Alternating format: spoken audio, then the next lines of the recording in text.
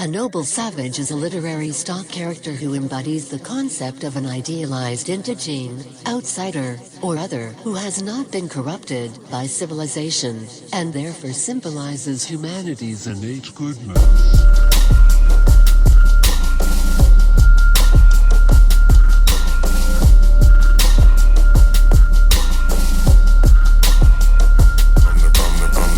I'm the product of slaves and terrorism.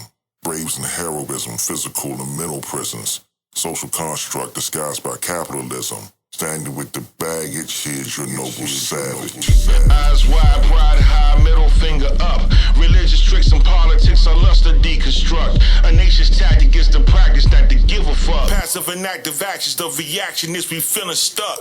We gonna ride or what? They need the ante up.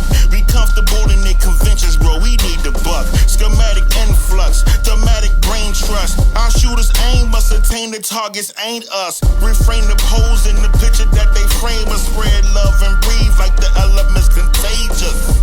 No native tongue, I'm just a native son exploring the allegory and stories of what they have done. I grab the scrolls in the gun, my mind make them run. Verbose pros, buckshot through their souls. Brains busted with a bloody nose, cause now they know that the free brain can still see the chain they bestowed. Although invisible, in a land divisible, derivative individuals seen as residuals. To wake up is critical, spiritual, metaphysical, celestial, ancestral messages in the lyrical. They here with you, so am I. Let's spread our wings and fly. White America must see that no other ethnic group has been a slave on American soil. That is one thing that other immigrant groups haven't had to face.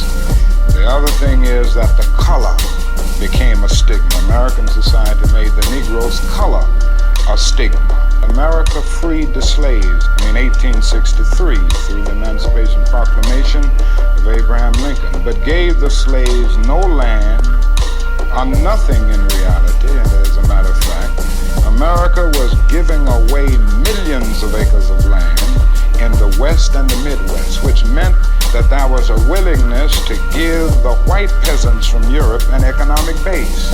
And yet it refused to give its black peasants from Africa, who came here involuntarily in chains, any kind of economic base. And so emancipation for the Negro was really freedom to hunger. It was freedom to the winds and rains of heaven. It was freedom without food to eat or land to cultivate, and therefore it was freedom and famine at the same time.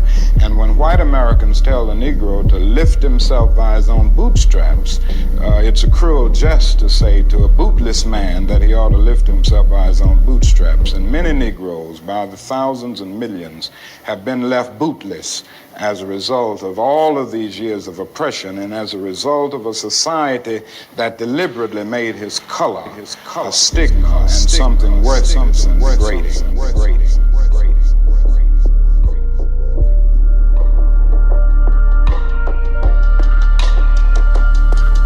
Subliminal messages embedded in cracks and crevices of corporate ads for beverages, sedatives, just to leverage us, the dumbed down, docile lifestyle, the pipe down, the opposite of life now. Live to die, don't fight now. The product of lies, the conspiracy, heresy, creativity, perseverance, civility, fabricated nobility, agitated hostility, social acidity, all in search of tranquility.